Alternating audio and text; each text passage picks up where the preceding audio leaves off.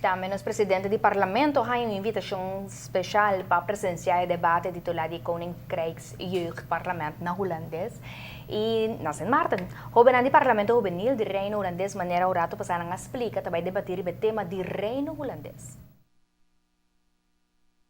E me quer algo hopi útil para hasi, não somente para o bisa destino de reino holandês, pero também para o talento nang que hobe nang akiting, para a participação, para desenvolver a habilidade nang para debater e também se candidato de por bisa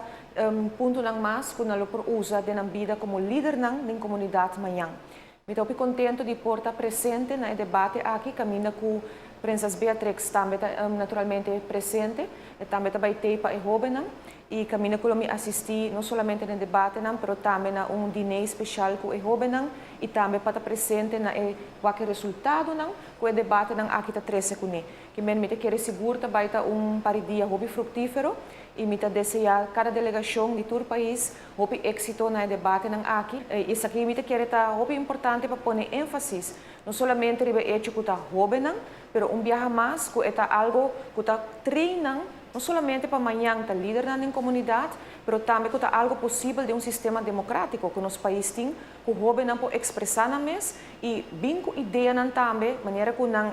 tabisa também que não tá hasi, bem com ideia nan para nos parlamento, para nos governo, para diferentes organizações e misa também que o jovem de nos jovem não tá jovem ativo também, seja como voluntário ou seja que não tá aportar em diferentes partes social educativas de nossa comunidade, e se por solamente ajuda não de na carreira e muito em particular se na lo que representar nos país em qualquer função manhã juski. Nós podemos agregar que o próprio presidente do Estado atual